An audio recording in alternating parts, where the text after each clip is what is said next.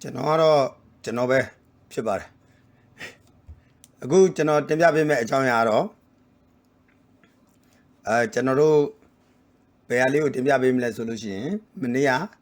ကျွန်တော်တင်ပြပေးထားတယ်အကြောင်းအရာလေးပေါ့နော်အခန်း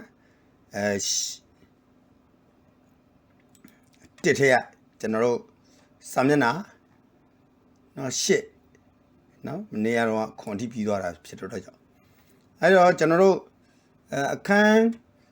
တစ်ထက်ကနေပြီးတော့စာမျက်နှာရှစ်ကိုရှင်းလင်းတင်ပြပေးမှာဖြစ်ပါတယ်အဲ့ဒီမှာဆိုလို့ရှိရင်ကျွန်တော်တို့ကရွေးချယ်မှုပေါ့နော်ရွေးချယ်မှုမှာဆိုလို့ရှိရင်အောက်မှာဆိုလို့ရှိရင်386ဆိုတဲ့တားဇာတာဖြစ်တဲ့ဆက်ကိုတက်စင်ရည်ညွှန်းချက်ကိုအောက်တွင်ဖော်ပြထားတာပေါ့နော်80386ပါရှစ်မှာ80ပါပါတယ်နော်ပင်မဘို့ရဲ့ CPU အတွက်80386 DH ကို40ကိုရွေးချယ်ပါကစွမ်းဆောင်ရည်4 MB ရှိပြီးတော့မှ M321 mainboard ကဲ့သို့ဖြစ်တယ်နောက်ပြီးတော့ VGA display နဲ့ TVGA 9000ကတ်အဲ့လိုမျိုးကတ်အပြင်ကိုချာအခုနောက်ပိုင်းဆိုလို့ရှိရင် TVGA display ကတ်တွေပေါ့နော်အဲ့ဒါတွေကတော့ပို့ပြီးတော့ပေါ်လာတော့ပေါ့နော်ပို့ပြီးတော့လည်းမြန်ဆန်လာတာအခုဆိုလို့ရှိရင် HD တို့ HDMI တို့ကျိုးတွေလည်းပေါ်လာတာပေါ့နော်hard disk ကို corner ကို210 MB ဟုရွေးချယ်ပါ corner ဆိုတာထောက်ပေါ့နော် line တွေ corner တွေဆိုတဲ့အကြောင်းအရာကိုသိကျင်တယ်ဆိုလို့ရှိရင်ကျွန်တော်တို့ဒီမှာတွားပြီးတော့ရှာလို့ရှိလို့ရှိရင်ရပါတယ်ဒီကျွန်တော် website တွေထဲမှာ corner ဆိုတာပါ what is corner ပေါ့နော်အဲ့ဒါလေးရိုက်လိုက်ရင်သူတို့ပေါ်လာတာပေါ့တချို့ကလေးတွေကျတော့အကုန်လုံးဆိုရင်အများကြီးဖြစ်နေလို့နော် floppy disk drive ကအမြင့်မားတဲ့တိတ်တိမှု 1.2 MB တွေနဲ့ 1.44 MB technical ပေါ့နော်DEAC floppy drive ခုဖြစ်ပြီးတော့မှ half floppy half ဆိုတော့သူတို့ကင်တွယ်လို့ရတာပေါ့နော်အမှားတဲ့ floppy adapter တွေပေါ့နော်နောက် serial တို့ parallel တို့ဆိုပြန်ဆက်တန်းဆက်တွေနော်အဲ့ဒါထောက်ပံ့မှုအတွက် multi function ကတ်တွေကိုရွေးချယ်ဖို့လိုပါတယ်101 keyboard ကိုကျွန်တော်ရွေးချယ်မယ်ဆိုလို့ရှိရင်101 keyboard ဆိုတာဗာလဲဆိုလို့ရှိရင်အသေးစိတ်သိချင်တယ်ဆိုလို့ရှိရင်အဲ့ဒီမှာ101 keyboard 102 keyboard ဆိုတဲ့အကြောင်းအရာကိုကျွန်တော် online ကနေပြီးတော့ set ထဲကနေသွားရှာလိုက်ရင်ပိုမြန်ပါတယ်ဒါကျွန်တော်လည်းအချိန်အပိုင်းခြားရမြန်ထက်ပြောနေရတာဖြစ်ပါတယ်power ထောက်ပံ့မှုနဲ့အတူကိုယ်တိုင်ကိုရွေးချယ်ပါတက်ဆင်ခြင်းအဆင့်အတွက်ပင်မတွက်ဆက်ကိုအဓိကတက်ဆင်ပြီးတော့မှပြသမှုတော့ကုန်မှာ printer တွေကိုလည်းတက်ဆင်ရမှာပေါ့နော်ပြီးတော့လို့ရှိရင်ပုံမှန် plug in မျက်နှာပြင်ကိုတက်ဆင်ပေါ့နော်ဒီမျက်နှာပြင်ကြီးကိုကျွန်တော်တို့ဒီဖန်သားပြင်ကြီးကိုကျွန်တော်တို့တက်ဆင်မယ်ပင်မတွက်ဆက်အတွက်အဓိကဘုတ်အဖွဲ့ကိုအရင် install လုပ်မယ်ပြီးတော့လို့ရှိရင် soft အခုနပြောသလိုမျိုးလျက်စီးလိုက်နေပေါ့နော်အဲ့ဒါလေးကို software ပေါ့နော်အဲ့ဒါတွေရဲ့ unit တွေနဲ့သွားတဲ့ဟာတွေအဲ့ဒါတွေနဲ့ hard disk drive ကိုတက်ဆင်ပေါ့နော်ပြီးသွားလို့ရှိရင် interface ကတ်တွေအုပ်စုတွေကွန်ပျူတာတစ်လုံးကိုတက်ဆင်ဖို့နော်ပင်တွေကိုမှန်ကန်စွာနေရာထားဖို့အတွက်ပါဝါကြိုးကိုတက်ဆိုင်ရာ post ကိုထည့်သွင်းတဲ့ဟာသူတို့ရဲ့ထုတ်ကုန်တွေအရာပေါ့နော်အခြား series တွေလည်းရှိတာပေါ့နော်အဲ့ဒီလုပ်ငန်း level မှုဖြစ်စဉ်ကိုတင်းကျပ်သောအကောင့်တွေဖော်မှုဆိုတာတိတိကျကျလေးဆောင်ရွက်ရမှာဖြစ်ပါတယ်ပေါ့နော်အဲ့ဒါတွေကိုကြိုးတွေမှားပြီးတော့တက်လို့ရှိရင်အကုန်လုံးဒီပုတ်တွေအကုန်လုံးပျက်စီးသွားတတ်တာပေါ့နော်ဒါပေမဲ့အဲ့ဒါတွေက show ဆန့်ကျင်တဲ့ကိစ္စမဟုတ်ပါဘူးသူစောက်ထဲမှာပါပြီးသားပဲနော်သူတို့အဲ့ဒီထဲမှာအညွှန်းထဲမှာပါပြီးသားနောက်အပိုင်း3အနေနဲ့ကွန်ပျူတာများတက်ဆင်ခြင်းနဲ့ထိမ့်သိမ်းခြင်းအဲ့မှာဆိုလို့ရှိရင်ပထမ installation လုပ်တာပေါ့နော် installation လုပ်တော့မှတ်သားရမယ့်ကိစ္စမှာ microcomputer တွေမှာအဓိက3ခုပေါ့နော်ဆက်သွယ်မှုတွေဘာတွေပါဝင်လဲဆိုလို့ရေဘူးအဖြစ်ကျွန်တော်တို့ကဝယ်ယူပြီးတဲ့ကွန်ပျူတာမှာအပိုင်း3ပိုင်းဆက်ပါမယ်တော့ကုန်ပါမယ်မျက်နှာပြင်ပါမယ်အဲ့ဒါတွေကတခါတည်းတွဲထားတာမဟုတ်ဘူးဗျတီးကြစီထုတ်ပို့တာအဲ့အထုပ်ကိုဖွင့်ပြီးတော့ညွှန်ကြားချက်တွေကိုဖတ်ပေါ့နော်အဲ့ဒီမှာဘာတွေလုပ်ပါဆိုတာ microcomputer ရဲ့ level မှုနဲ့ပတ်သက်တဲ့သတင်းအချက်လက်တွေပေါ့နော်အဓိကကတော့ကိုယ်တယ်ပေါ့နော် drive တွေအပါဝင်နဲ့အဓိကကိုယ်တယ် drive နဲ့အခြားအတွင်းပိုင်းကိရိယာတွေ power ကြိုးတွေအချက်ပြ line တွေလိုရာပို့တာပေါ့နော်ရှိတဲ့ကြိုးကိုပြတာpower ကြိုးတွေမှာဆိုလို့ရှိရင်တော့ကုန်တွေရှိလို့ရှိရင်တော့ကုန်တွေမှာတက်ဆင်တာပေါ့နော်တော့ကုန်တွေဆိုတာအဖွင့်ပိတ်ဟာတွေပေါ့နော်ညွှန်ကြားချက်တွေအသုံးပြုသူလိုအပ်ပါကထည့်သွင်းနိုင်တယ်ဒါပေမဲ့ကျွန်တော်တို့တကယ်တမ်းပြောပြအတွေ့အကြုံရှိတဲ့လူအတွင်းသူများအကူအညီနဲ့အသုံးပြုလို့ရှိရင်တော့ပိုကောင်းတာပေါ့အတွေ့အကြုံဒါတက်ဆင်မှုနေတဲ့ကောင်ရှိလို့ရှိရင်သူ့ခေါ်ပြီးတော့အေးလာဆိုနည်းနည်းကြည့်လိုက်လို့ရှိရင်ပုံမြန်တာပေါ့နော်တက်ဆင်ပြီးသည့်နောက်မှာသတိပြုရအချက်ကအပြောင်းလဲတစ်ခုဖြစ်ပေါ်လာတာပုံနေပြထားတဲ့အတိုင်းပဲတော့ရဲ့အောက်ခြေနော်အောက်ဖက်ချမ်းကိုဖွင့်တော့ကုန်ဆိုတာကျွန်တော် keyboard ခုံပေါ့နော်အတော့ကုန်က 80386 နဲ့ PC အခြေအနေနဲ့ချိတ်ဆက်ထားတာဆိုလို့ရှိရင် switch ကို H လို့ခေါ်တယ်တကယ်လို့ microcomputer ဆိုလို့ရှိရင်286 386 နှစ်ဆက်မျိုးစမှာဆိုဂီယာအထက်ပေါ့နော်အဲ့ဒီအခုနကျွန်တော်ပြောသလိုမျိုးကားတွေမှာဆိုလို့ရှိရင်ဂီယာတွေရှိတာဆိုလိုတာကတော့ချိန်လုံးဟာ80286ဒါမှမဟုတ်80386စသည်ဖြစ်ပါက Swiss ကို A လို့ခေါ်တဲ့နေပေါ့နော်အဓိကတော့ဆက်ရဲ့လက်ပတ်မှုနဲ့သူ့ရဲ့ဂီယာချိတ်ဆက်မှုပေါ့နော်ကားမြန်နှုန်းတွေများတယ်လို့ပြောတော့ကားတွေမှာဆိုကား system တွေရှိတာပေါ့နော်သူ့အတွင်းကလဲနေတာတော့သူဘာသူ original connection ကတော့သူဘာသူလဲနေလီဗာများပို့လဲမယ်လီဗာနဲ့သူ short နဲ့လဲမယ်ပေါ့နော်အဲ့လိုမျိုးပုံစံနဲ့အဲ့ဒါတွေကိုချိတ်ဆက်ပြီးတော့ဂီယာတွေပြောင်းတာအချို့တော့ပြောင်းလဲခြင်းခလုတ်တွေကတော့ကုံကင်ဆောင်ထားသူတွေအောက်တွင်ဖော်ပြထားတယ်ပုံတွင်ပြထားသည့်တိုင်တော့ကုံကင်သူဟာဆိုတော့ကုံမှာဇောင်းတော့ကိုညှိရန်လိုတာပေါ့နော်တော့ကုံဆိုတော့ keyboard ခုံပေါ့အတို့မှသာကွဲပြားသောလက်ချောင်းကွဲပြားသောလက်ချောင်းရှည်တာရှိမယ်တိုးတာရှိမယ်အဲ့လိုမျိုး level မှုအလေးထားများကိုယ်အနေထားတွေကိုအဆင်ပြေနိုင်တာဖြစ်ပါတယ်နောက်ပြီးတော့လို့ရှိရင်ကျွန်တော် micro တက်ဆင်ခြင်းရဲ့မှတ်စုတွေပေါ့နော် micro တက်ဆင်ခြင်းမှာဆိုလို့ရှိရင်တက်ဆင်ခြင်းမပြုတ်မီကရိယာအားလုံးက power switch တွေကိုပိတ်ထားရမယ်အနေထားထား in on နေရာမှာဆိုလို့ရှိရင် off အနေထားပေါ့နော် on off ပေါ့ in off ပေါ့အနေထားတွေပိတ်ထားလိုက်ပြီးတော့မှကရိယာ power clock အားလုံးကိုတက်ဆင်စင်အတွင်းပိတ်ထားတဲ့နေရာတွေမှာရှိမယ်အဓိကအဖြစ်အပေါက်ပိတ်ထိုးသွင်းခြင်းကိုအဝင်ခွင်ကျဖြစ်အောင်ခလုတ်တွေအကုန်လုံးကိုထည့်မယ်နော်အတွင်းမှာရှိတဲ့ circuit တွေကိုအဓိကအဖြစ် power clock ကိုရှောင်ရှား power clock ကိုလုံးဝမထိနဲ့သွားမထိုးနဲ့ကိုဘကူအဲ့ဒါလေးကိုရအောင်ထည့်နော်အဓိကအဖြစ် set clock မှာတစ်စင်အပေါက်ပိတ်နဲ့အဝင်ခွင်ကျဂျားမှာရှိတဲ့အပူမီးကြောင့်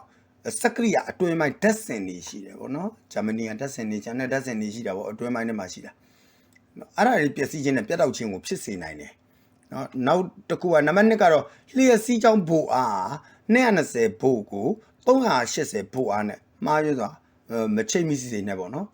နောက်4ပေးဆက်သုံးမဟုတ်လျှက်စီးလမ်းကြောင်းပေါ်မှာရှိတဲ့လမ်းတလမ်းတွေကိုချိတ်ဆက်ရအသင့်ဖြစ်တော့အခြားစွမ်းအမြင့်လျှက်စစ်အထိုင်ချအစုဝေးများမပါဝင်မှာတိတန့်ချိတ်ဆက်ရမယ်ဆို4ပေးဆက်အဲကွန်းနဲ့ချိတ်ဆက်ထားတဲ့လျှက်စီးကြောင်းပေါ်မှာလဲကျွန်တော်တို့ဒီကွန်ပျူတာကိုတက်ထားမှာဖြစ်တယ်လေးပေးဆက်တို့ aircon တို့နောက်ပြီးတော့လျှက်စီးလမ်းကြောင်းပေါ်မှာရှိတဲ့ hot plate တို့ဘာတို့အဲ့ဒါတွေနဲ့တွဲပြီးတော့မှအဲ့ဒီကွန်ပျူတာကိုသွားတဲ့လျှက်စီးကြိုးကိုအသုံးမပြုဘဲနဲ့တီးခြားချိတ်ဆက်ရမှာဖြစ်ပါတယ်။နော်ကွန်ပျူတာပုံမှန်လည်ပတ်မှုဆက်ကိုလှုပ်ဆောင်မှုအတွက်ကတော့ဆောင်ရွက်ရမှာဖြစ်ပါတယ်။ဘယ်ဆက်မဆိုပေါ့နော်။ကွန်ပျူတာဆက်မဆိုမှာဆိုလျှက်ကြိုးတွေလျှက်စီးကြိုးတွေ power ထောက်ပံ့မှု line တွေကိုကုလသမဂ္ဂအင်အားသုံးနိုင်ငံတိုင်းတွင်တဲ့တည်ဆောင်တဲ့နေဆိုတာ Universal Serial Bus ပေါ့နော်220တို့110တို့အဲ့ဒါတွေနဲ့သူတို့ကတည်ဆောင်တာပေါ့နော် power ကြိုးတွေကသူတို့ကထုတ်လုပ်ထားတာ220အတွက်ဆို220တက်ပဲထုတ်ထားတာဗျာ110ဆို110အတွက်ပဲထုတ်ထားတာဒါပေမဲ့ဂျပန်နိုင်ငံကျန်တဲ့နိုင်ငံတွေကိုထုတ်လုပ်တယ်ဆိုလို့ရှိရင်110တုံးနဲ့220နဲ့သူတို့ချိန်တာတွေအဲ့ဒါမျိုးလေးတွေသူတို့အတုံးလေးနဲ့လုတ်ပေးထားတာပေါ့နော်စွမ်းပြက်လက်မှုတုံးလုံးချင်းမှာရှောင်ကျင်မှာဆိုစွမ်းပြက်လက်မှုဆိုလျှက်စီးတွေကိုသွင်းနေတဲ့အချိန်တွေမှာပြုံးသူပြုတ်သွားတာနော်အဲ့ဒါကြောင့် UPS တို့ခံတာပေါ့နော်University Power Supply နေပေါ့နော်အဲ့ဒီတုံးလို့ချင်းရရှောင်းပြကေဘယ်ကိုလှုပ်ပါဆိုတော့ကေဘယ်ကျိုးအဲ့ကျိုးတွေကိုလှုပ်ကြည့်လိုက်ပေါ့နော်အိုးမမီဘူးဆိုလို့ရှိရင်မျက်နှာပြင်ကိုသူ့ခုန်တက်ခြင်းဆိုတာဖန်သားပြင်ပေါ်ကိုကျွန်တော်တို့ခုန်တက်လာတာပေါ့နော်ဒီဖန်သားပြင်ကြီးပေါ်ကျွန်တော်တို့ပေါ်လာတာပေါ့ကရိယာများအခြားတွင်ဖြစ်နိုင်တော့လျှက်စီးကွဲပြားမှုကိုကာကွယ်ရန်ချိတ်ဆက်ထားတဲ့ကရိယာတွေကပျက်စီးစေနိုင်တယ်ပေါ့နော်ဒုတိယဆက်စီးမြင့်ကိုစတင်မှာဆိုဆက်ကိုဖွင့်ပင်မဆက်ကိုဖွင့်ပေါ့နော် main switch ကိုအရင်ဖွင့်လိုက်အဲ့ပြင်ပကရိယာတွေကိုအရင်ဖွင့်ပြင်ပကရိယာတွေဆိုတာခုနပြောသလို monitor တွေဖွင့်နောက်ပြီးတော့လို့ရှိရင်ကျွန်တော်တို့ printer တွေchannel set တွေကိုဖွင့်မစတင်ခင်မှာဆိုလို့ရှိရင်မိခင်ခုံကပထမတော့ကုန်နဲ့ချိတ်ဆက်ပါဆိုမိခင်ခုံဆိုတာခုန motherboard ပေါ့နော် motherboard နဲ့သူ CPU ပုံးနဲ့ကျွန်တော် keyboard နဲ့ချိတ်ပေါ့နော်ချိတ်ပြီးတော့မိခင်ခုံကိုပြတာရင်မိခင်ခုံက printer ဒီအချက်ပြတွေ cable တွေကိုဆက်သွဲ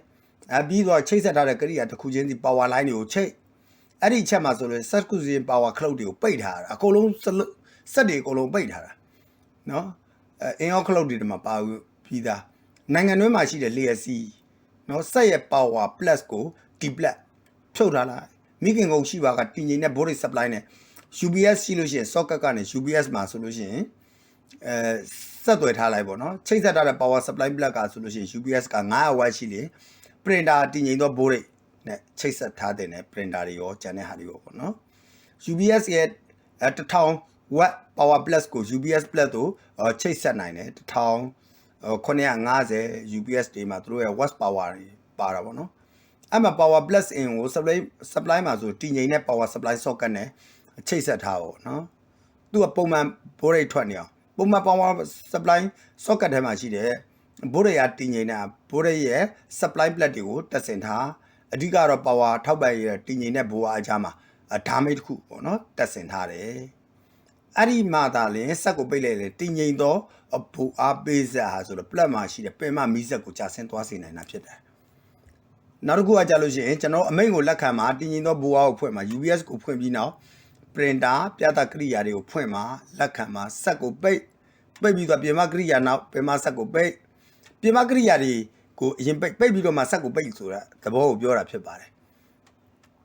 နော်နံပါတ်10ကကြတော့စက်ရဲ့ command နဲ့ဆန့်ကျင်တဲ့ command တစ်ခုကိုစတင်မှာဆိုတာအင်ရှင်ကိုအရင်ပိတ်ပြီးတော့မှကျွန်တော်တို့ကဖန်သားပြင်ကိုပိတ်လိုက်အင်ရှင်ကိုအရင်ပိတ်ဆိုတာအခုနပြောဟို CPU ပုံကြီးပေါ့နော်အဲ့ဒါကိုအရင်ပိတ်ပြီးတော့ဖန်သားပြင်ကိုပိတ်လို့ပြောတာနော်ပုံနှိပ်တိုက်ဆိုတာအခုန UPS ရှိတဲ့ဟာတည်ငြိမ်သောဘိုးအားပါဝါကိုပိတ်တဖြည်းဖြည်းချင်းပိတ်ခိုင်းတာနော်ဟိုဟာကိုအရင်ပိတ်ရတာမဟုတ်ဘူးဒါဆိုလို့ရှိရင်စက်ကပို့ပြီးတော့ခံတယ်နော်နောက်ပြီးတော့တွင်းထားတဲ့ဟာလေးလည်းအတွင်းမှာပြဿနာတွေ short date တွေ board date တွေကျန်တာမဖြစ်တော့ဘူးနောက်ဆုံးနေ power ဓာတ်ကိုဆွဲထုတ်လိုက်နော်အများသောဆက်သွယ်မှုကိုဖယ်ရှားရင်သုံးလို့မရဘူးအောင်စူးစိုက်မှုကစက်ကိုပိတ်ပြီးတော့မှနောက်တစ်ချိန်ဖွင့်ရအတွက်က10မိနစ်ထက်မကတော့ကွာဝေးတင်တယ်ပင်မဆက်မှာဆိုလို့ hard disk ရဲ့ hard ကို load လုပ်ဖို့အတွက်ကို load disk command ကိုသူတို့သုံးထားတာပေါ့နော်အဲ့ဒါကိုစတင်မှုသုံးပြတာနောက်ပြီးတော့အမျိုးအစားကိုစတင်မှာဆိုတော့ coaster ဆိုတာ microcomputer တွေမှာဆိုလို့ရှိရင်coaster ဆိုတာစက်ကိုပိတ်ပြီးတော့မှပြန်ဖွင့်တာပေါ့နော်ဟို hostel ဆိုတာကတော့ reset လုပ်တာပေါ့နော်နောက်ပြီးတော့ control order delete ကိုတပြိုင်နက်တည်းလုပ်လိုက်ပြီးတော့မှပြုတ်လုပ်တာ hostel လို့ခေါ်တာပေါ့နော် control order ပြုတ်လုပ်နိုင်တော့တောက်ခတ်ထားတာပေါ့နော် delete ခလုတ်3ခုဟာအလုပ်မလုပ်ဘူးပေါ့နော်2ခုသုံးမယ်ဆိုလို့ရှိရင်ပြန်လဲဒီဟာ2ခုကိုသုံးပြီးတော့ control order delete သုံးပြီးတော့မှလဲ control order သုံးပြီးတော့လဲစက်ကိုပြန်လဲစတင်နိုင်တယ်ပေါ့နော်အဲ့ဒီစက်လုပ်ငန်းစဉ်စတင်ခြင်းစတင်ခြင်းလုပ်ငန်းစဉ်မှာအေးနဲ့အပူစတင်ခြင်းနှမျိုးစလုံးလုပ်ငန်းစဉ်မှာဘာတွေရှိလဲဆိုကွန်ပျူတာစနစ်ကမူလအနေတိုင်းထိုင်ထားရမယ် memory ကိုရှင်းလင်းစေပြီးတော့ disk တစ်ခုကို root directory ဆိုပြန်ပို့တယ်ဆိုတာမူလနေရာကိုအကုန်လုံးပြန်ပို့ပလိုက်တာเนาะသူသွားနေတဲ့ဟာတွေအကုန်လုံးသူသွားနေတဲ့လမ်းကြောင်းတွေ legacy တွေအကုန်လုံးကိုနောက်ပြီးတော့ sub tabs hardware တွေကနေပြီးတော့ကျွန်တော်တို့ host တွေ memory တွေ keyboard တွေ display တွေ disk တွေအမှားတစ်ခုရှိလို့ရှိရင်စက်ကိုပိတ်ပြလိုက်เนาะတူးချင်း message တွေကိုစတင်ပြသနာခြင်းမရှိတော့ဘူး hardware အစိပ်ပိုင်းတစ်ခုစီကပုံမှန်ဖြစ်လို့ရှိရင်သင်ဆက်လက်လှုပ်ဆောင်နိုင်မှာဖြစ်ပါတယ် boost ကို dos disk as dot ရှိတယ် boost program နဲ့ system file တွေပြည့်စုံတဲ့ဟာတွေကိုသူသွားတာဓမ္မသာလျင်သင်ရဲ့ disk operation system မျက်နှာပြင်က boost လုပ်နိုင်မှာဖြစ်တယ် signal တွေက dos command တွေကိုလက်ခံကြောင်းပေါ်ပေါက်လာမှာဖြစ်တယ် control order delete ကိုနှိပ်တယ်ဆိုတဲ့အကြောင်းအရာကတော့ drive B တွေကိုထည့်တာ drive C တွေကိုထည့်တယ်အကြောင်းအရာတွေဖြစ်တယ်မျက်နှာပြင်ကိုရှင်းလင်းပြီး microcomputer ဟာ dos ကိုမှတ်ဉာဏ်နဲ့သူဖတ်တယ်အကြောင်းအရာဖြစ်ပါတယ်ဒါတတရားပဝန်းကျင်ဆိုင်ရာလိုအပ်ချက်အကြောင်းအရာနဲ့ကျန်တဲ့အကြောင်းအရာလေးတွေကိုတော့ကျွန်တော်73မိနစ်ကျော်ပြီဖြစ်တဲ့အတွက်ကြောင့်ထပ်မံတင်ပြပေးမှာဖြစ်ပါတယ်ခင်ဗျဒါတတရားပဝန်းကျင်ဆိုင်ရာလိုအပ်ချက်တွေအပူချိန်နဲ့သူ့အတွင်းမှာရှိတဲ့အကြောင်းအရာလေးတွေကိုထပ်မံရှင်းပြပေးမှာဖြစ်ပါတယ်အားလုံးပဲကျေးဇူးတင်ပါတယ်ခင်ဗျ